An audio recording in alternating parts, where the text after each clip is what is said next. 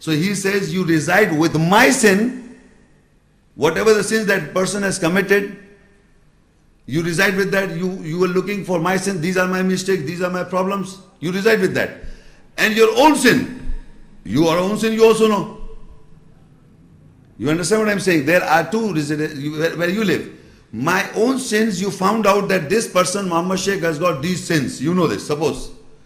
So because of those sins, you know, you don't look at that message, you look at those sins. So you're residing with the sin that I have. So you're living with those sins. And similarly, there are your own sins. So you're living with your own sins. So this person says, you reside with my sin. Because of my sins, you know, you live with that, in that. And at the same time, you live with your own sin. So what is the purpose of looking at somebody's faults? That you start living with that. And you don't look at the message. You don't look at the sense or the essence. You look at the other people's faults or the sins if he has committed. So that is the judgment on the nearness of God, Allah. That if somebody's sins you know, you are residing all the time, you are repeating those sins, that person is like this and he has done like this, he has done like this, that is it, you know this. Okay, good. And you also know your sins. But what are you doing about it? You are not doing about anything about your improvement, or neither you are doing anything about the other person's knowing. What is the benefit? Suppose this person is changed, he is amended, he has asked forgiveness from Allah, that in this case he was accepted by Allah, his sacrifice was accepted by Allah. So that is why he says, you reside with my sin. Okay, you want to live with my sin, you live. Reside with my sin. And you also reside in your own sin. Live in that. This is how people live in the world. Living means they have got, in their psychology, they are living with the sins of other people and they are living in the sins of their own. Nothing doing about anything. So this person whose sacrifice was accepted, he is saying, you reside with my sin. You live with that. And also with your own sin. Surah Al-Ma'idah 5 and Ayah 30. Next continuation. فَطَوَّعَتْ لَهُ نَفْسُهُ قَتْلَ أَخِيهِ فَقَتَلَهُ فَأَصْبَحَ مِنَ الْخَاسِرِينَ. So his soul, the self, the psyche, led him to volunteer in killing his brother. Then he killed him. So his mourning was from the lost ones. Because he kept in front of him the sin of his sin was in front of him, and his own sin, it became easy, or it was voluntarily in the killing of his brother. So his soul or the self or the psyche led him to kill in the killing of his brother. That means he kept the other person's faults in front of him or the sins in front of him, that because he's got these sins in him, it is justified for me to kill him. You understand what I'm saying? That it is his sin. That person, since he came to know the other brother, he came to know his sins, that says that because of these sins, his psychology, psyche led him to volunteer. It becomes voluntarily action, because he says, because he's this wrong, he's done this is wrong, I should kill him. I give you example on the first support, you go in on a road and you see somebody goes, hey, this man is doing, everybody starts going and start beating. It is a voluntary action of every male to safeguard the female who said, this man is teasing me, or, you know, you don't even think that was she doing mischief, she's doing mischief or not, but you voluntarily start, they just justify not to you see, so many actions we do and immediately.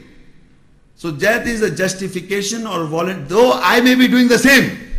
But at that moment, I will rush up first and start hitting, why are you teasing that girl? It is a voluntary reaction of a situation. There are many situations in life that we are justifying our action because this has happened, I did this. It is no justification of doing wrong. If a wrong does take place, you are not justified to do the same very act the wrong. Similarly, his psychology, he knew the sins of that person, of that brother, he knew the sins. So he said, I will let you reside with that sin. So he knew that sin, and because he knew the sin, he said it becomes voluntary action to kill his brother because of a sin. Because he knew that this person has committed this sin, I have the right to kill him.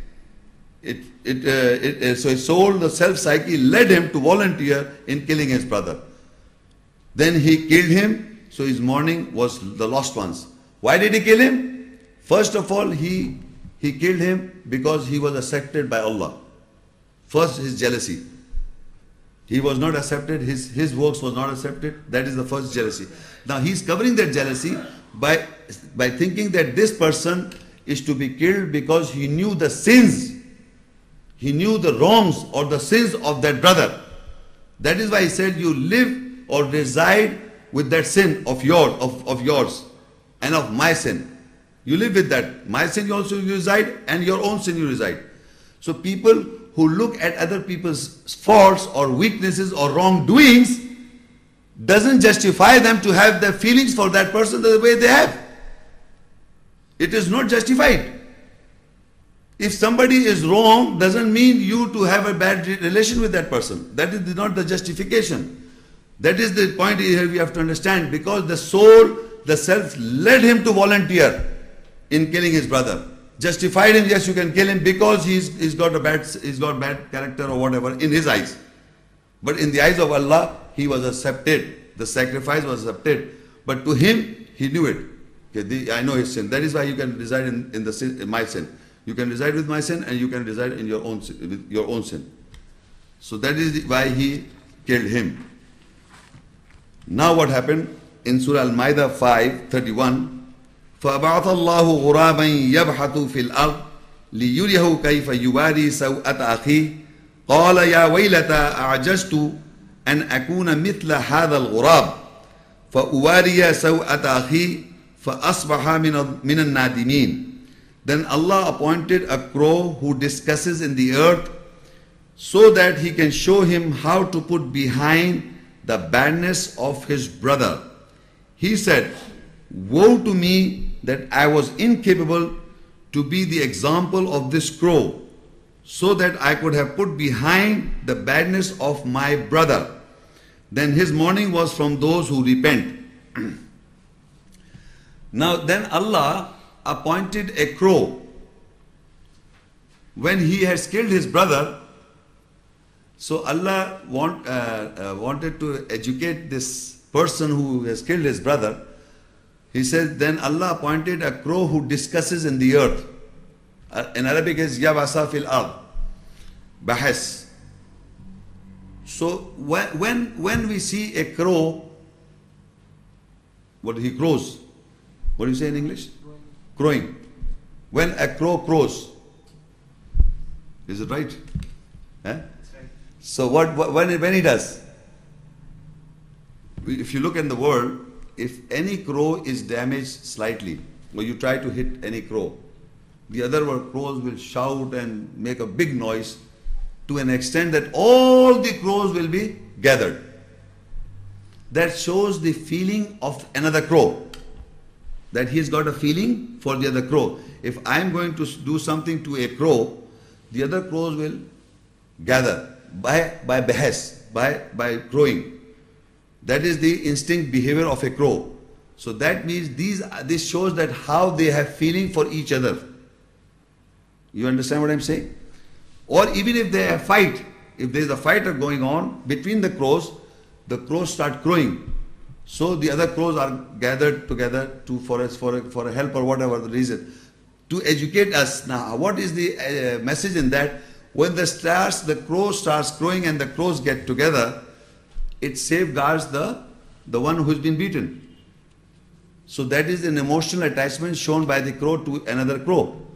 Here, when he has killed his brother, because he was residing with his sin, I was telling you before, now you can see that, then Allah appointed a crow who discussed in the earth, so that he can show him how to put behind the badness of his brother. If he knew the sin of his brother, he could have put them behind. He would have looked at his goodness. But he put it in front. He resided with the sin. He has his sin in his mind that volunteered him to kill his brother.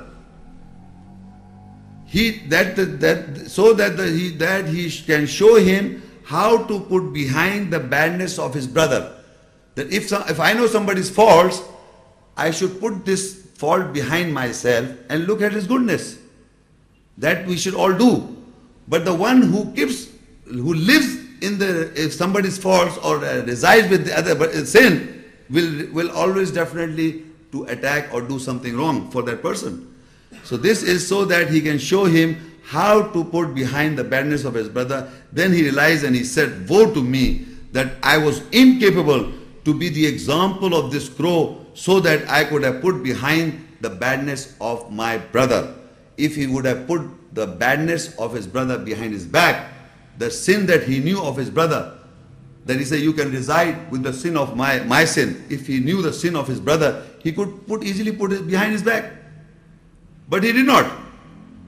And because he did not put his sin behind his back, he kept in front of him and justified his act of killing. He justified his act. Because he thought this man is wrong, I know his sin and he should be killed. But actually he was jealous.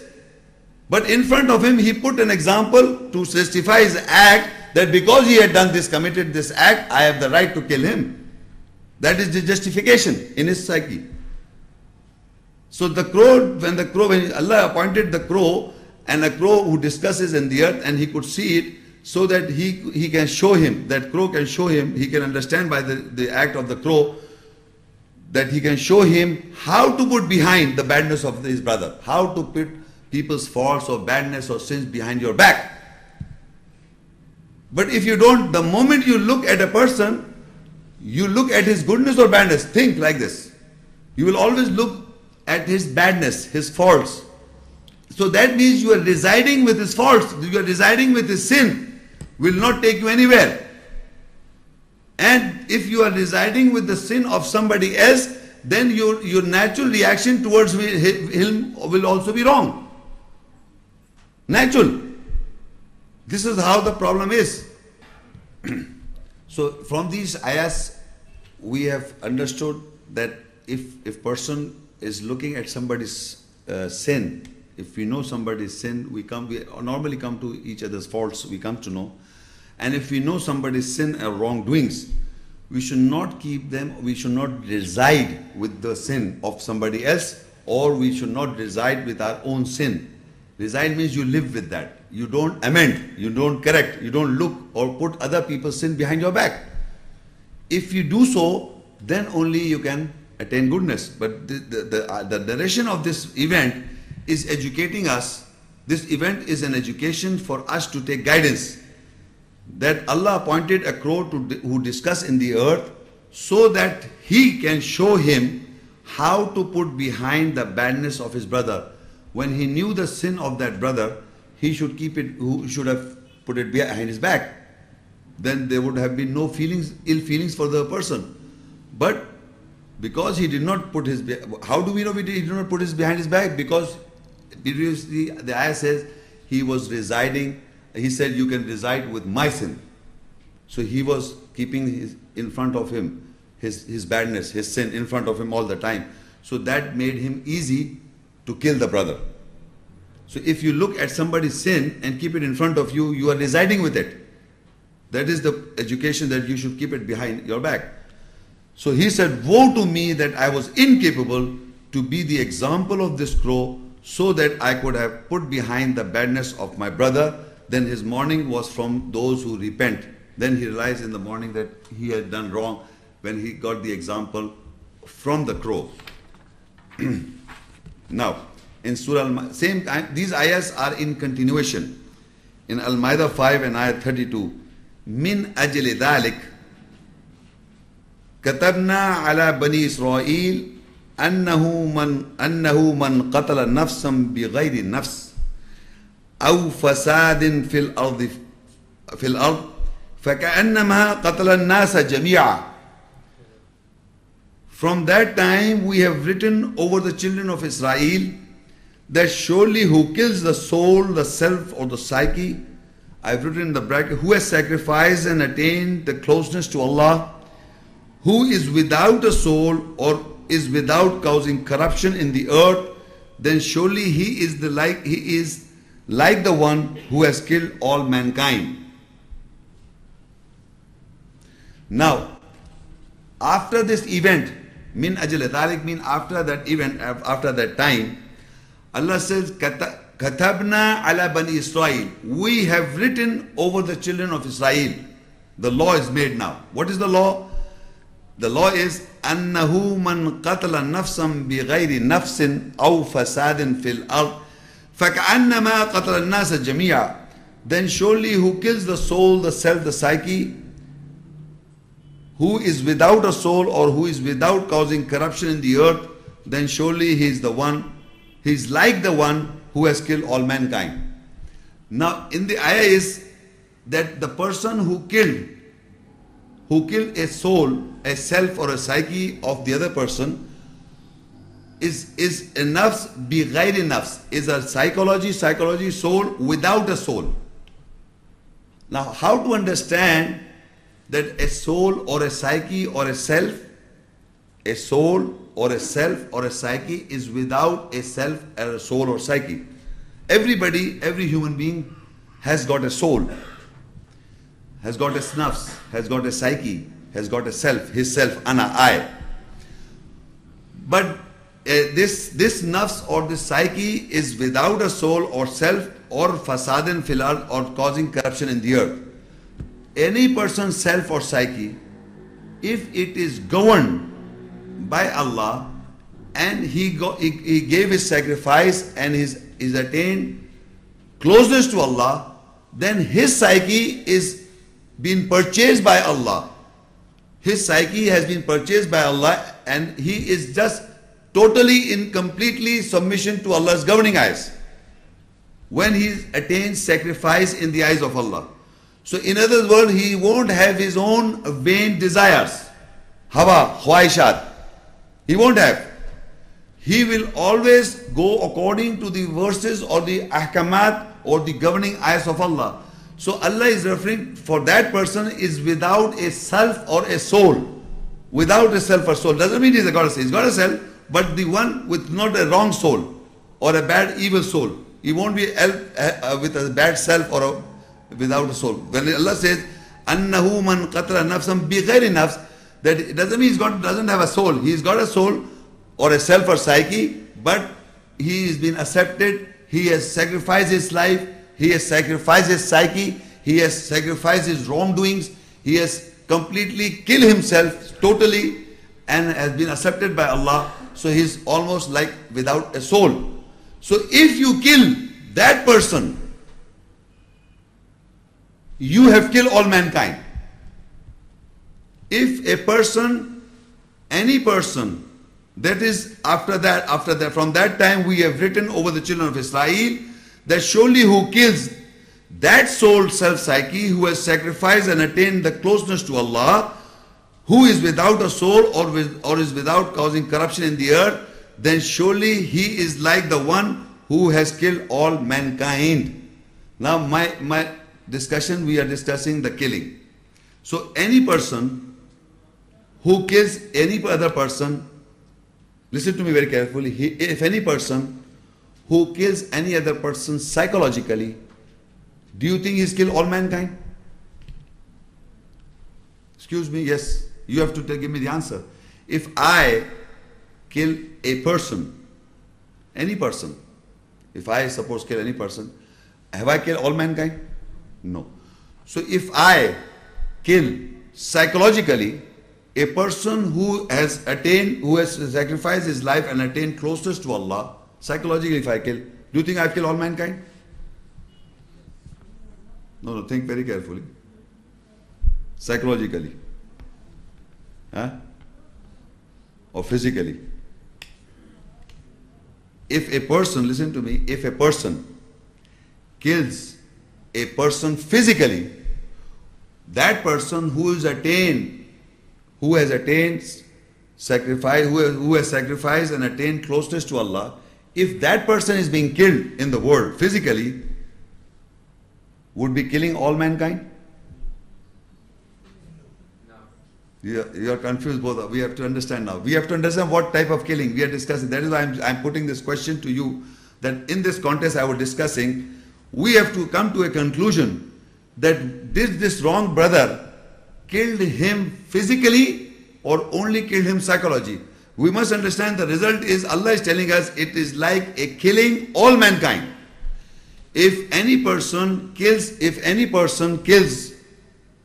a person who has sacrificed and attained closeness to Allah, if he is being psychologically killed, would be killing as a whole mankind? No. If he is being killed physically, would be killing all mankind. Right? So we can understand in this context is a physical killing or it is a psychological killing. Because you cannot kill a psychologically person who is psychologically who has already sacrificed his life to Allah. You cannot kill his psychology. You cannot kill his psychology because his life is with Allah. You see that he said, when I said I will stretch my hand to kill you, so he said I will not defend. So that means you cannot change his psychology. He is already ready to die. So that means psychologically you cannot kill him except that you have to kill him physically. You are following or not following? We have to come to a conclusion that this killing was a physical killing to a person who is accepted by Allah, who has taken who's given sacrifice for Allah and attained closeness to Allah. You cannot kill that person psychologically because he is so strong. You cannot kill him physically. His soul or the psyche is purchased by Allah. So you cannot kill him. He has already sold out his self or psychology. So you cannot change his psychology. You have to kill him physically to attain what you want your plan is. But the person who killed him, the brother who killed him, because he put in front of him his sin, his wrongdoings, to justify his act, because he can tell the other people, because he was wrong in these aspects, that is why I killed him. That is why you will note people when they want to kill somebody or even they want to talk somebody about bad, is always defining somebody's sin. In justifying that because of he was wrong like this, I killed him, or I did this wrong, I hit him, or I did this. So this is we have understood or analyzed in this very ayah that this person was killed physically. And this killing in the eyes of God is killing whole mankind. Not an ordinary man. If you see in the road somebody is killing somebody, you say he is killing all mankind. No. You even kill any person. No, you have to understand that is the person who is accepted by Allah, whose sacrifice is accepted by Allah, who has been close to Allah. If anybody kills that person, and that person is basically is a killing of all mankind. That is we have understood that's a physical killing. And who is killing physically? The physical kill, from here we understand the physical kill is being done by a person who is not a non-Muslim, a non-believer, whose sacrifice was not accepted by Allah. Whose sacrifice was not accepted by Allah, he is killing the one whose sacrifice has been accepted by Allah. So that is the first physical killing. First means the first we have understood one understood from this discussion. The first killing we have understood is a physical killing. Now we read the same further ayat. وَمَنْ أَحْيَاهَا فَكَأَنَّمَا أَحْيَا النَّاسَ جَمِيعًا وَلَقَدْ جَاءَتْهُمْ رُسُلُنَا بِالْبَيِّنَاتِ ثُمَّ إِنَّ كَثِيرًا مِّنْهُمْ بَعْدَ ذَلِكَ فِي الْأَرْضِ لَمُسْرِفُونَ. And who has sacrificed and attained the closeness of Allah, gives life to her soul, self or psyche, then surely it is like the one who has given life to all mankind. And without doubt there has come to them our messengers with clarifications. Then after that surely amongst them majority are those who exceed in killing on the earth. Now another ayah, the further continuation of the ayat is that who gives life. The ayat only says who gives life to a psyche or a self or a psychology.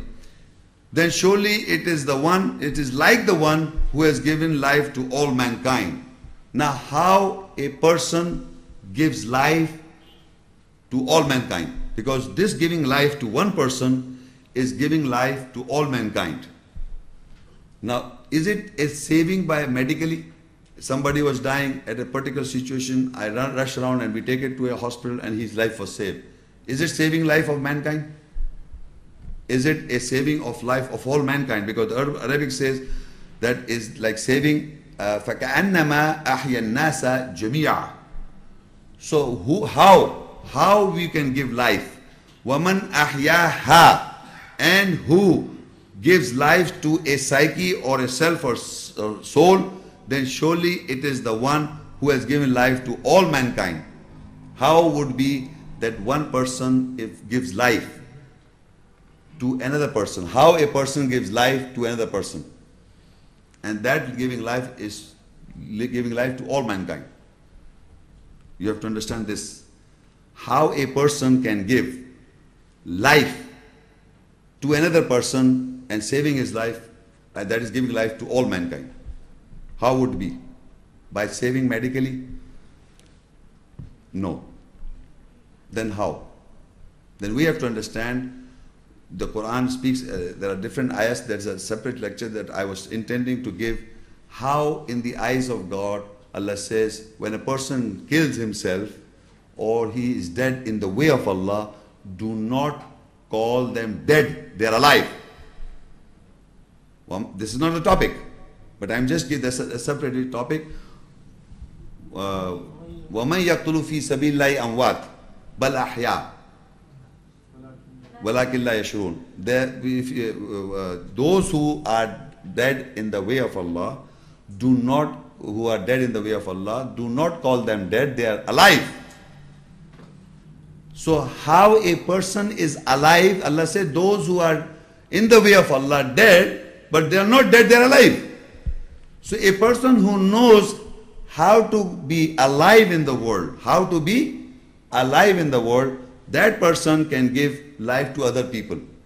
So the same person we will refer to the same ayah, we are referring to the context of this ayah is the one who has given sacrifice and has attained the nearness of Allah. The same person who has given his life for Allah can give life to the other person.